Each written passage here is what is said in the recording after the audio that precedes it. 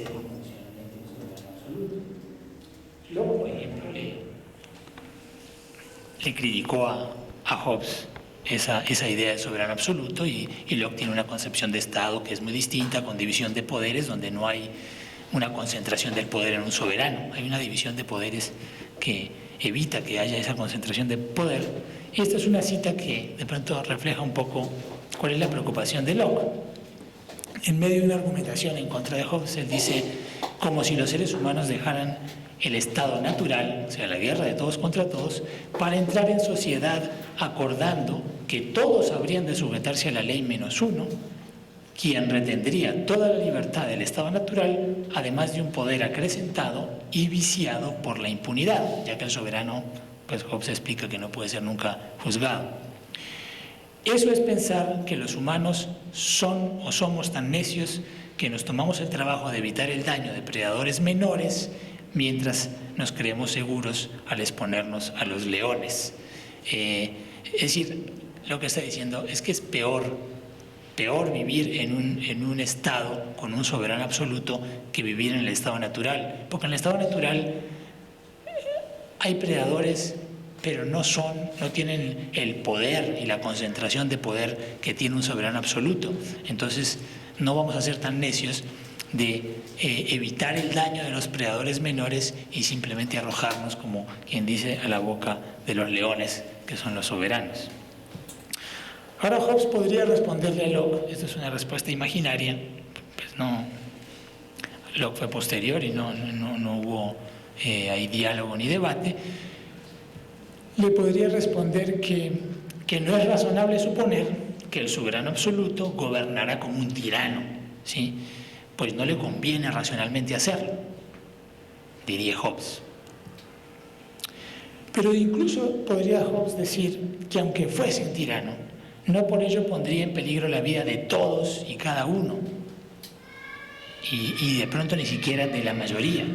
Entonces, Hobbes podría decir, es mejor vivir bajo la amenaza de un único león, ¿sí?, que bajo la amenaza de un centenar de hienas.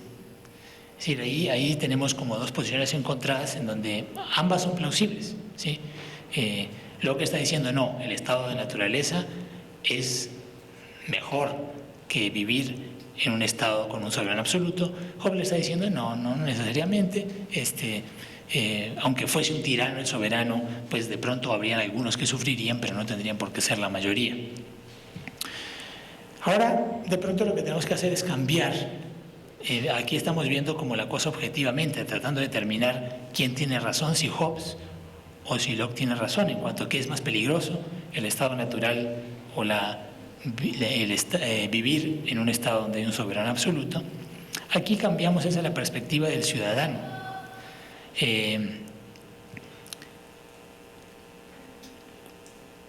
Pensemos en cualquier súbdito de un soberano absoluto. Habrá sin duda casos en donde un ciudadano o un grupo de ciudadanos cree que el soberano los amenaza. Y lo curioso es que Hobbes mismo dice que cuando el ciudadano cree que el soberano lo amenaza o está seguro o ni siquiera tiene que estar seguro, basta con que crea que el soberano lo amenaza, no está obligado a obedecer al soberano. Esto es lo que se conoce en Hobbes como el derecho a la defensa propia. Recordemos que el soberano que ha instituido, cuando los individuos en el estado natural acuerdan renunciar a su derecho a todas las cosas, y esto implica no atender ninguna orden de castigo de otros, ¿sí? Lo que el súbdito tiene que hacer cuando acepta al soberano es, no puede aceptar ninguna orden de otros individuos que se crean soberanos, no puede interferir con los castigos del soberano, incluso debe colaborar en imponer los castigos, pero Hobbes dice, entre sus deberes no está obedecer al soberano si éste le ordenase matarse o dejarse matar, incluso tras justa condena. Es decir, Hobbes dice, no, nadie está obligado a matarse o a dejarse matar. Incluso cuando lo hayan hecho un juicio y lo hayan condenado justamente, él tiene derecho a su propia defensa porque pues es algo que está en su deseo de autopreservación. Entonces es algo que es inalienable, por decir así. Ahora la pregunta que uno se hace es, bueno, pero entonces esa renuncia, ¿sí?, al derecho a todas las cosas que se supone que Hobbes dice que es necesaria para que yo pueda instituir un soberano, para que todos podamos instituir un soberano, tenemos que renunciar al derecho a todas las cosas, no es total. Hay como un reducto, algo que el individuo, a lo que el individuo no puede renunciar. ¿Y qué implicaciones entonces tiene esto para el argumento en favor del soberano absoluto? Si aceptamos que ningún súbdito puede renunciar a su derecho a defenderse, incluso del soberano, y que esto se deriva, ¿cierto?, del deseo de autopreservación, entonces lo que parece aquí es que tenemos que el deseo de autopreservación es irrenunciable. Si este deseo de autopreservación es irrenunciable, entonces no podemos instaurar un soberano absoluto, o sea, no podemos renunciar al derecho a todas las cosas, simplemente porque psicológicamente, aunque Hobbes quisiera decir, no, es que debemos porque es la única manera de salir, no, psicológicamente es imposible. Y de alguna manera él parece reconocerlo cuando le reconoce al individuo el derecho a la propia defensa y el derecho a desobedecer al soberano. Hay incluso pasajes en donde Hobbes dice que, bueno, si hay un grupo de ciudadanos que ya se rebeló contra el soberano y saben que el soberano los va a perseguir para matarlos, pues es justo que sigan en rebeldía. Dice así, en esos términos, como es justo. Y dice cosas como, no es injusto que mantengan su desobediencia al soberano.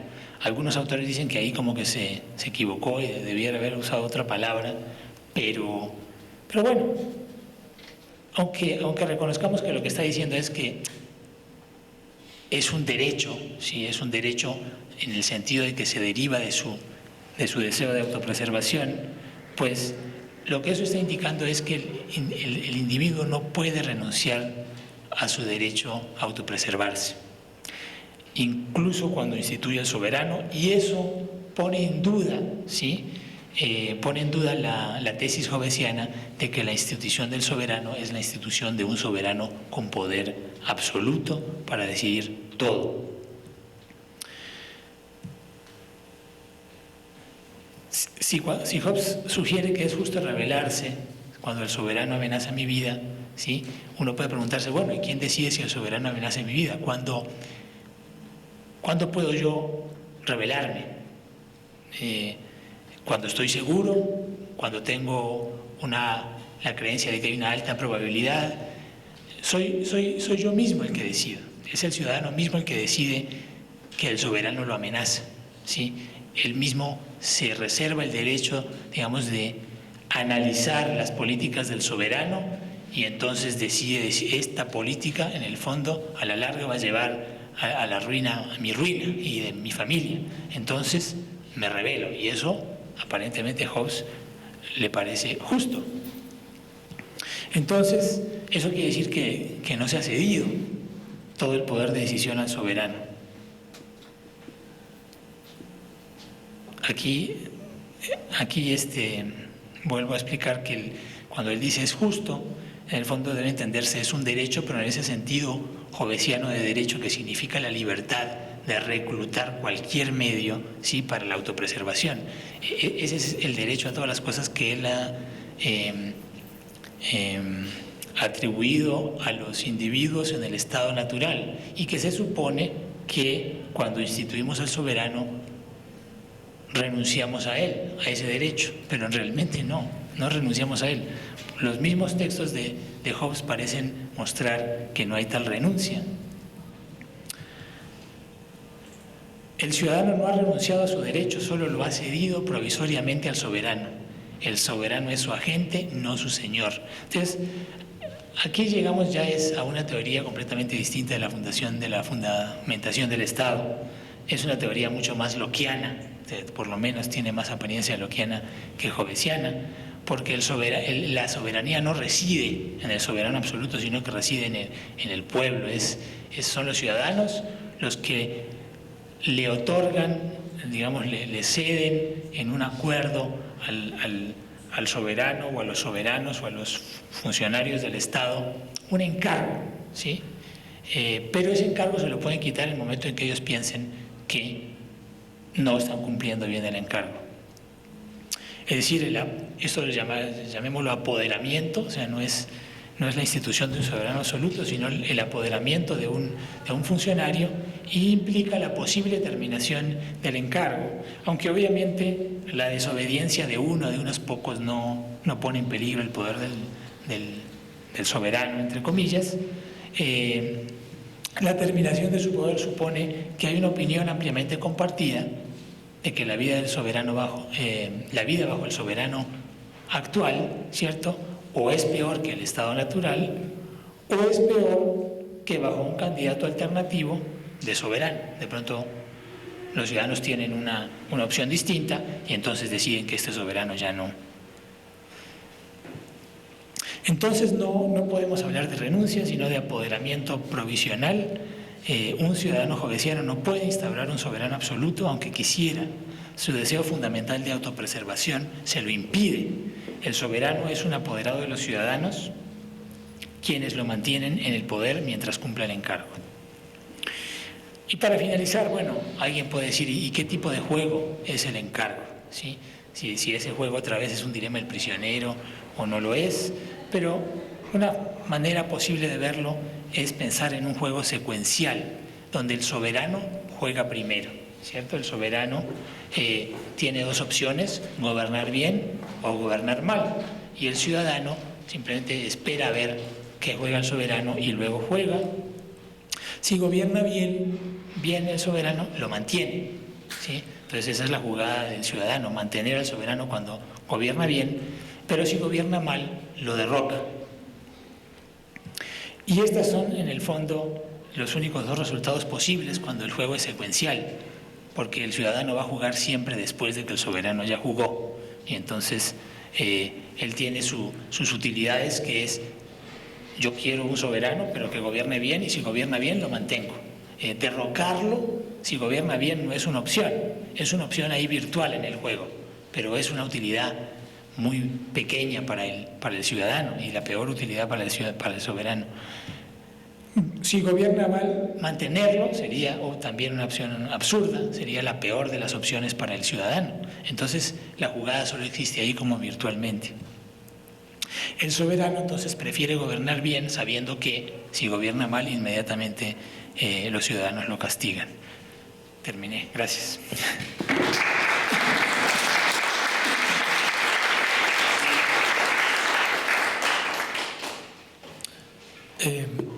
Antes de pasar a preguntas, tengo que dar un aviso.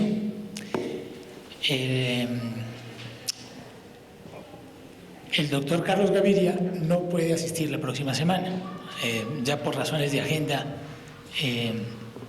definitivamente canceló, pero el departamento lo comprometió a asistir a un foro en el próximo semestre con varios otros invitados, y entonces queremos invitarlos, y vamos a invitarlos a todos ustedes a que asistan a este foro con el doctor Carlos Gaviria en el semestre entrante. Los correos de todos creo que están en la oficina, entonces se les estará avisando oportunamente.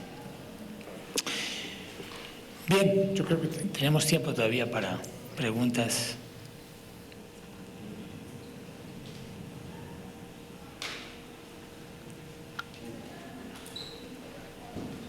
O no sé si prefieren tomar, creo que hay un tinto. Ah, sí, es el tinto primero antes de las preguntas. Ah, bueno, entonces hacemos una pausa de 10 minutos de tinto y volvemos a las preguntas.